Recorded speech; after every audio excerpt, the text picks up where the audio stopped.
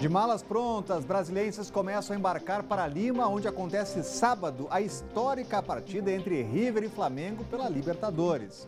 Aumento, o GDF manda projeto que prevê reajuste de mais de 30% para as carreiras de segurança pública.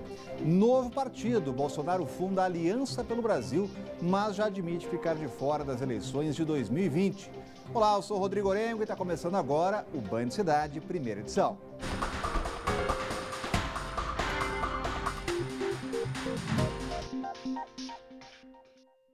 A gente já começa o Band Cidade falando da tão esperada final da Libertadores. Nossa equipe de reportagem conversou hoje com exclusividade com a família do jogador rubro-negro Renier. Eles vão ver o jogo por aqui mesmo, mas muitos torcedores de Brasília vão levar essa paixão pelo time para os campos do estádio de Lima, no Peru. Hoje o aeroporto JK parecia uma concentração. Há 38 anos, a torcida não levanta a taça da principal competição de clubes do continente. O que você faria por amor? O Guti vai viajar cerca de 20 horas por uma grande paixão que está estampada no peito. Ele começa hoje uma saga para conseguir chegar a tempo em Lima, no Peru, para assistir a final da Libertadores da América. O Flamengo enfrenta o River Plate da Argentina no sábado. Eu vou para Guarulhos, eu passo 4 horas esperando o próximo voo em Guarulhos. Aí de Guarulhos eu vou para Santiago, eu passo 9 horas esperando o voo. Aí chego 3 horas da manhã em Lima. No aeroporto de Brasília, a movimentação de flamenguistas nesta quinta-feira foi intensa. Este casal vai ficar 2 dias entre céu e terra para conseguir ver a partida que antes seria no Chile, mas foi transferida para o Peru aos 45 do segundo tempo por causa dos protestos no país e ameaças de conflitos no dia da partida. Uma troca que testou o coração e o bolso também. Os voos para o Peru chegaram a custar até R$50 mil. Peregrinação, a gente vai para Rio Branco, no Acre. Os colegas vão buscar a gente, vamos de carro para Puerto Maldonado. De Maldonado vamos para Cusco e Cusco, Lima, sábado de manhã. Mas muita gente vai assistir a final do torneio sul-americano por aqui mesmo, cada um do seu jeito. Vou estar trabalhando na hora, mas eu vou estar ali com o celular no cantinho, né, observando o jogo, acompanhando. Os rubro-negros que não forem a Lima, no Peru, podem acompanhar a final da Libertadores nas arquibancadas do Mané Garrincha. O jogo entre Flamengo e River Plate vai ser transmitido dentro do estádio. Ao todo serão 8 telões espalhados para o torcedor não perder nenhum lance. Se para quem é torcedor a ansiedade e o nervosismo com o jogo de sábado já são grandes, agora imagina para quem é torcedor e da família de um dos jogadores. É o caso da Betina e da Stephanie. Elas são irmãs do meio-atacante Renier e sempre acreditaram no potencial do jovem. Tudo começou aqui nessa quadra, a história dele começa aqui nessa quadra e a gente se sente lisonjeada por saber que ele é daqui de Brasília e está representando Brasília fora do Brasil. Você ter um irmão, um filho, numa situação dessa, trazendo um título, se Deus quiser, um título tão importante para o Flamengo e para o Brasil, né? Porque, acima de tudo, é um time brasileiro que está lá representando a gente e isso é inexplicável.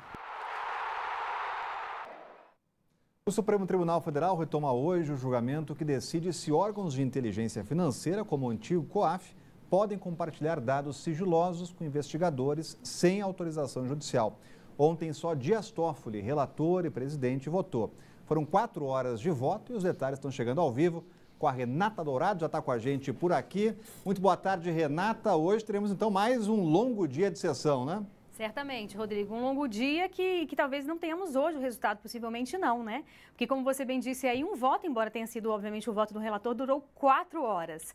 A sessão de hoje está prevista para começar logo mais às 2 horas da tarde. Sempre tem aquele atraso que é de praxe, certamente, mas vai recomeçar, portanto, às 2 horas da tarde. E aí, retomando esse dia de ontem, durante 4 horas, o ministro, portanto, fez a leitura do voto dele. Ele que é o relator, como a gente disse, é o presidente do Supremo Tribunal Federal. Mas o fato é que, mesmo finalizado esse voto dele, restaram várias dúvidas. E dúvidas não só de jornalistas, dos próprios ministros, colegas do ministro Dias Toffoli. Por isso, hoje, quando retomar essa sessão, o primeiro a falar vai ser exatamente o ministro Dias Toffoli, que deve tentar ali explicar melhor esse voto dele. Mas pelo que a gente compreendeu, ele é favorável ao compartilhamento dessas informações, desde que seja sobre a supervisão do Judiciário. E ele também afirmou que esses dados compartilhados, eles não devem servir como prova, mas subsídios ali para toda essa investigação.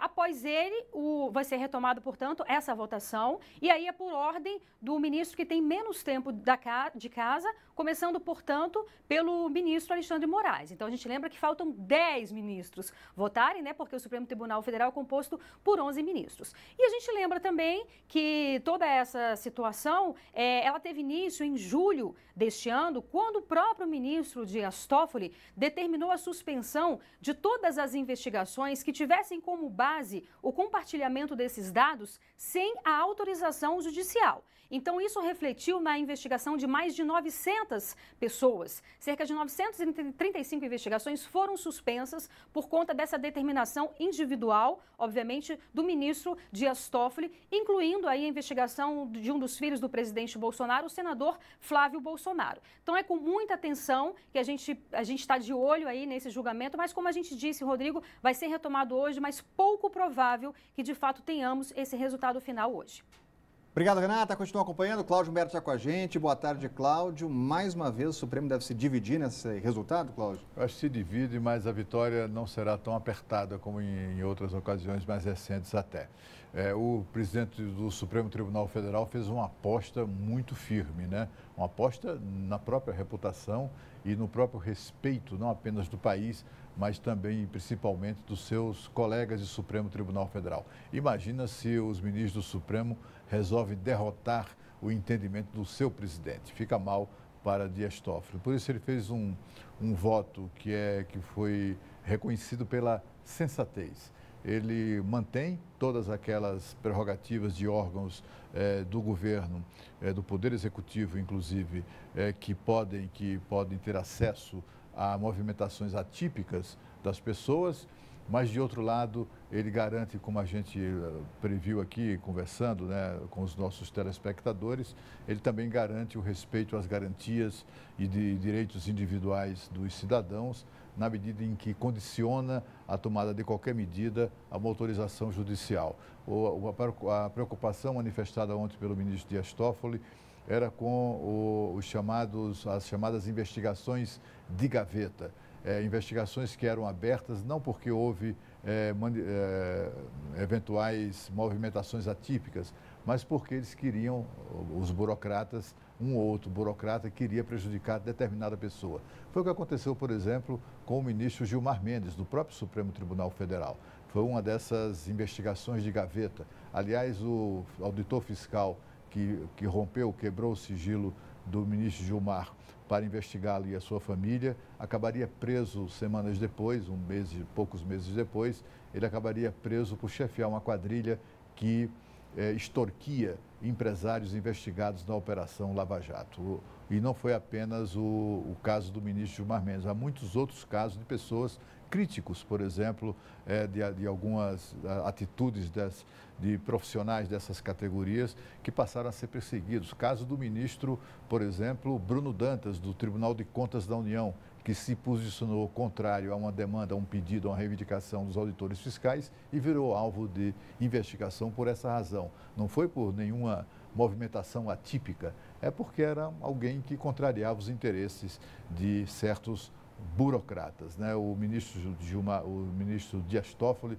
chegou a repetir o título de um livro famoso, best-seller, de Romeu Thomas Jr., quando ele usou a expressão assassinato de reputações.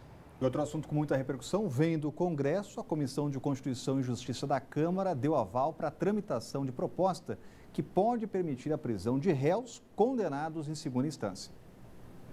Por 50 votos a 12, os deputados aprovaram o relatório, que segue agora para a Comissão Especial da Câmara. O parecer de Caroline de Toni foi favorável às 3 PECs que tramitam juntas sobre o mesmo tema, a permissão para que condenados em segunda instância já comecem a cumprir pena. 2 propostas alteram 2 artigos da Constituição, estabelecem que o trânsito em julgado se dê na sentença de segundo grau, autorizando então a prisão dos réus sem alterar o artigo que trata dos direitos e garantias fundamentais. Já na CCJ do Senado, um pedido de vista coletiva adiou a votação do projeto que também prevê a prisão para condenados em segunda instância. Após um acordo entre os parlamentares, a comissão priorizou um projeto de lei já apresentado, em vez de focar na proposta de emenda constitucional, diante da possível interpretação de que a PEC fere a presunção da inocência, cláusula pétrea da Constituição. O ministro da Justiça, Sérgio Moro, responsável pelo pacote anticrime e defensor da prisão de condenados em segundo grau, será convidado para uma audiência pública com os senadores na próxima terça-feira. Os trabalhos foram acelerados no Congresso após a decisão do Supremo Tribunal Federal, que por 6 votos a 5 considerou que réus condenados em segunda instância, desde que não tenham prisão preventiva decretada, podem aguardar em liberdade o fim de todos os recursos em tribunais superiores.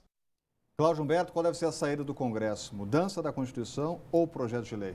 Acho que as duas coisas não se excluem, né? Podem ser feitas. É importante essa proposta que foi aprovada ontem, a PEC, e foi aprovada com uma goleada padrão 7-1, né? Quando dos 61 presentes, 50 deputados votaram favoravelmente à PEC 199, que estabelece, alterando os artigos 102 e 105 da Constituição, estabelece o cumprimento de prisão após condenação em segunda instância. O que os deputados fizeram ontem, de maneira até muito engenhosa, foi dar um drible da vaca na discussão sobre a cláusula pétrea, a suposta cláusula pétrea, que seria o artigo 5º da Constituição. Aliás, esse artigo 5º tanto não é cláusula pétrea que ele foi alterado em 2004, em outro caso. Mas o fato é que parece uma PEC tão boa, tão positiva, inspirada inclusive numa proposta de 10 anos atrás do então presidente do Supremo Tribunal Federal, o ministro César Peluso, um magistrado muito respeitado, mas parece ter caído tanto no gosto dos parlamentares que essa votação, né, essa aprovação tão expressiva, né, maioria tão expressiva, pode se refletir no plenário da Câmara. E vou chamar agora de novo a Renato Dourado, que volta para dar um recado para você. Com um TIM Chip Top, você se conecta de verdade e faz a festa na internet. Ele é tão top que já vem com a primeira semana grátis para você aproveitar o melhor da internet. Você tem 1 GB de internet e mais 3 GB no bônus da madrugada para usar como quiser. Isso mesmo, mais 3 GB de meia-noite às 6 da manhã. Sabe aquele vídeo que você tanto queria ver? É só dar o play. Game novo? É só baixar. Redes sociais? Facebook, WhatsApp, Messenger e Twitter são ilimitadas. As definições de top foram atualizadas com sucesso. Compre já o seu TIM Chip Top. TIM, a inovação não para. E a seguir os detalhes da proposta do governador Ibanez Rocha de aumento para forças de segurança do Distrito Federal. O Band Cidade volta daqui a pouco.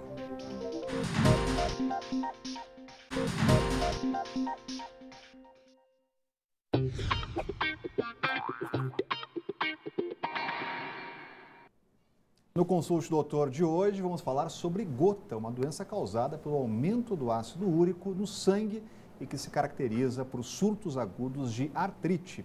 Ao meu lado, a reumatologista Iana Prado está com a gente. Doutora, obrigado pela presença aqui no Band Cidade. Obrigada a vocês. Para a gente começar nosso bate-papo aqui, como conseguir diagnosticar a gota? Quais são os primeiros sintomas? Certo. O diagnóstico de gota depende da história clínica do paciente, do exame físico, de exames de laboratório, exames de imagem. A gente sempre tem que tentar afastar outras possibilidades. A primeira manifestação, geralmente, o paciente sente uma dor muito forte em uma articulação, sendo que essa articulação, em 50% dos casos, é no dedão do pé. Porém, ele pode comprometer outras articulações, principalmente de membros inferiores. Agora, a gente sempre ouve, doutora, as pessoas que sofrem gotas falam, olha, quando eu como churrasco, tomo cerveja, geralmente dá uma crise. Por que isso, doutora? Exatamente. Na verdade, as bebidas, tanto destiladas quanto fermentadas, elas diminuem o nosso pH, eles deixam o pH do sangue mais ácido e isso contribui para a precipitação desses cristais nas articulações. E agora, para tratar, quando faz o diagnóstico, qual é o melhor tratamento? Certo, então o tratamento a gente divide em 2 fases. A primeira fase, a gente tem que tirar o paciente da crise com alguns medicamentos, isso vai depender do perfil do paciente, e depois que a gente tira o paciente da crise, a gente tem que entrar com outras medicações para diminuir o ácido úrico e evitar que ele tenha novas crises. Só que esse é o tratamento medicamentoso, e existe o tratamento não medicamentoso, que está relacionado com mudanças de hábito de vida, que é muito importante para esse paciente que tem gota. E tem essa dúvida, doutora, é possível curar a doença ou para quem já sofre, depois de uma crise, é possível ter novamente? Como é que funciona? Então, a gota é uma doença que não tem cura, mas tem controle. Esse paciente, ele vai fazer um acompanhamento com o reumatologista, vai fazer os exames de laboratório e as medicações elas vão ser ajustadas conforme esses exames. O paciente, ele pode ficar por período sem ter crise de gota, justamente fazendo isso que eu falei e fazendo a dieta, que é muito importante para esse paciente que tem gota. Não é só dieta, tem que fazer atividade física, tem que emagrecer, tem que tratar hipertensão, diabetes, colesterol, se for o caso, evitar alguns tipos de medicamento que aumentam o ácido úrico, aí ele vai conseguir ficar bem sem ter nenhuma crise. Buscar qualidade de vida. Exatamente. Fica o alerta. Doutora, muito obrigado pela presença aqui no Band Cidade. Obrigada. Vou falar de política mais um pouco aqui, porque o presidente Bolsonaro participou hoje da cerimônia de lançamento do partido que pretende criar o Aliança pelo Brasil.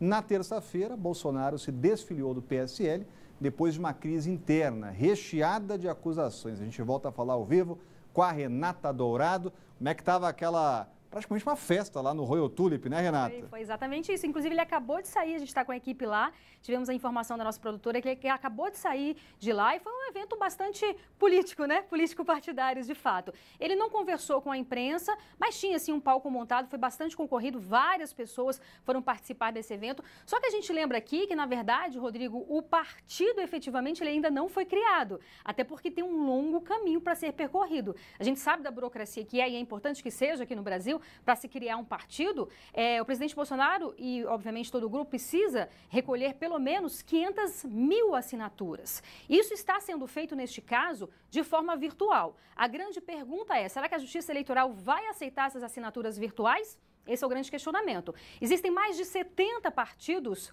na fila aguardando aí essa autorização da Justiça Eleitoral e todos esses partidos tiveram essa assinatura real, não teve nada de assinatura virtual, não. Então é algo novo que a Justiça Eleitoral vai se deparar e vai ter que se decidir, portanto, com relação a isso. Mas é esse longo caminho que a gente está falando aí, que ele vai ter realmente que percorrer. A gente lembra aqui que esse é o 9º partido que o presidente Bolsonaro, obviamente, ao longo da sua carreira política, participa. E a gente vai acompanhar, viu, Rodrigo? Como a gente disse, são várias etapas a serem seguidas até, de fato, ele criar esse partido. Existe, inclusive, a possibilidade do partido dele não concorrer nas eleições municipais do ano que vem, o que seria realmente algo muito lamentável, né, para o partido do presidente Bolsonaro, mas a gente vai acompanhar, vamos ver o que vai acontecer. Valeu, Renata, continua acompanhando. Cláudio Humberto, Renata falava desse desafio. É possível criar o partido já para as eleições municipais? Olha, já tem um parecer contrário do Ministério Público Eleitoral à utilização de meios digitais, da tecnologia da informação, para promover aquela adesão, aquela assinatura mínima de cerca de 500 mil pessoas, 500 mil eleitores, né, para apoiar, para encaminhar a criação do partido.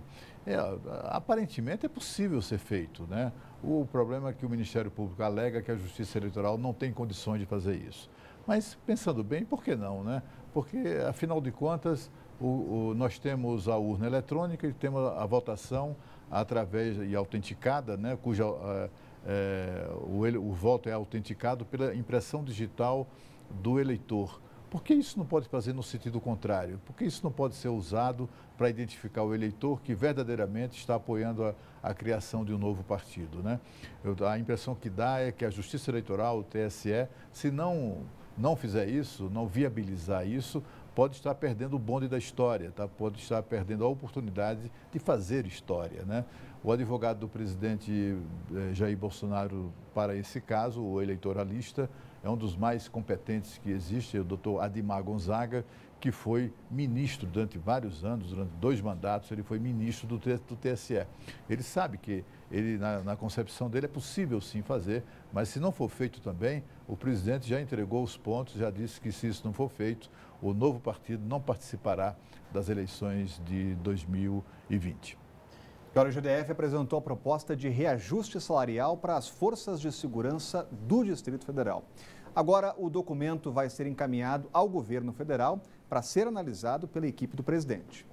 32%. Esse é o valor do reajuste a policiais militares e bombeiros, defendido pelo GDF e que está na proposta encaminhada ao governo federal. Durante a assinatura do texto, o governador Ibanez Rocha explicou como se dará o pagamento desse reajuste às categorias. A proposta ela está em torno de 32% de reajuste a ser concedido ao longo dos próximos 3 anos, em 2 parcelas anuais, tudo comportado dentro do orçamento do Fundo Constitucional, dentro de uma previsão bastante tranquila para que a gente possa cumprir. Então eu não vejo nenhum problema. Está indo com a proposta, com pareceres técnicos, com análise muito bem realizada. Então dá para cumprir com toda a tranquilidade em relação a todas as forças de segurança. Antes de ser levada para a discussão do Congresso Nacional, a proposta vai ser analisada pela equipe do presidente Jair Bolsonaro. A necessidade dessa tramitação se dá pelo fato das forças de segurança do DF serem pagas com recursos vindos do Fundo Constitucional. Então, nós estamos atendendo às recomendações do Tribunal de Contas, fazendo uma mudança específica na configuração jurídica do Fundo Constitucional, para que a gente possa, com tranquilidade, o governo federal e o governo do Distrito Federal, dar o aumento ou as recomposições salariais necessárias à Polícia Militar, Polícia Civil e ao Corpo de Bombeiros do DF, de forma a não haver questionamento nessa execução. Ibanez afirmou que para arcar com o reajuste apresentado não será necessário mexer no orçamento da União. Eu não preciso de nada, basta que o presidente mande, não precisa de acréscimo no fundo, não precisa de reajuste. O próprio reajuste que vem naturalmente no próximo ano já cobre todas as despesas. Então está muito tranquilo, está adequada a proposta orçamentária que foi encaminhada pela União. Então nós já fizemos com base na proposta da LDO encaminhada ao Congresso Nacional. Então está tudo equacionado. O que nós precisamos agora é só um entendimento com o Congresso Nacional para que essa medida tramite de forma mais rápida possível. Durante o anúncio, o governador prometeu ainda conceder aumento para outras categorias. Ano que vem nós vamos abrir a mesa de negociação com todas as categorias do Distrito Federal a partir do mês de abril e nós esperamos, quando chegar no mês de novembro, a gente já está com todos esses reajustes fechados já para todos os 3 anos de governo. Cláudio Humberto, no momento de crise, é possível dar esse aumento aí nesse patamar, uma categoria? Olha, é suposto que sim, porque do contrário o governador Ibanez não ia fazer uma proposta que não fosse factível, né? Que ele não tivesse condições de cumprir. O problema é exatamente esse, as demais categorias, né? Ele vai ter que enfrentar agora as demandas e até greves, etc., de categorias que há anos não têm reajuste salarial. Para esse caso dos policiais, militares e bombeiros, um ajuste é um aumento jumbo, né, de 31, na verdade são 31,48%. Esse reajuste, ele é tão pesado para as contas públicas que a gente fica somente na expectativa de que PMs e bombeiros tenham consciência disso, do sacrifício imenso para o pagador de impostos que representa manter as polícias e o corpo de bombeiros mais bem pagos do Brasil. E a seguir vamos falar sobre trabalho voluntário. A ajuda ao próximo é tema de evento que pretende reunir 10 mil pessoas aqui em Brasília até domingo. E o Band Cidade está voltando daqui a pouco.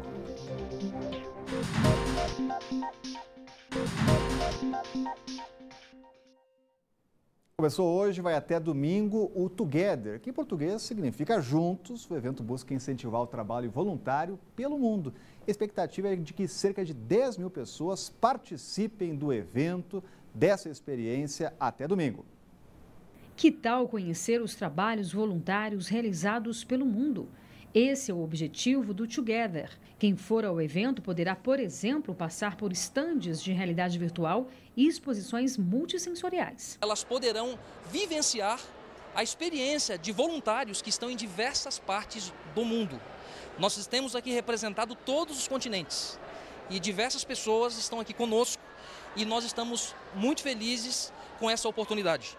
Essas duas estudantes puderam viajar para Manaus. Isso mesmo, esses óculos de realidade virtual permitiram que elas visitassem o estado e presenciassem, entre outras coisas, construções de igrejas. Qual a sensação? O que você está sentindo?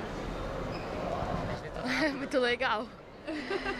A Lilian diz que faz trabalho voluntário há 2 anos e garante, a experiência é única. Eu já participei de uma comunidade lá em Goiânia que a gente dava assistência, né, assistência social mesmo para as pessoas que viviam no sanitário, no aterro sanitário. E ano passado também eu estive na Bolívia como voluntária e lá a gente dava aula, cursos para a população. No primeiro dia, o evento recebeu estudantes de todo o DF. O Luiz Eduardo garante que mudou o pensamento sobre o trabalho voluntário. Eles querem muito ajudar as pessoas mesmo, sejam pessoas carentes, ajudar mesmo as pessoas em trabalho voluntário, assim, eu gostei mais disso. A gente se sente bem e a gente se sente útil para ajudar outras pessoas. O evento vai até domingo no Centro de Convenções Ulisses Guimarães e a entrada é de graça. Olha, um acidente com morte no trecho da BR-040, sentido Santa Maria. O caso foi em frente à Polícia Rodoviária Federal e envolveu um ciclista e um motorista. Uma motorista. A bicicleta ficou presa ao para-brisa e foi partida em duas. O dono, Francisco Macedo, de 64 anos, foi socorrido pelos bombeiros, mas não resistiu aos ferimentos e morreu ainda no local do acidente. A motorista do carro não se feriu e não soube informar o que aconteceu. E o Band Cidade Primeira Edição vai ficando por aqui. Vem chegando aí os donos da bola e a gente volta a se encontrar amanhã ao 12:30. Tchau!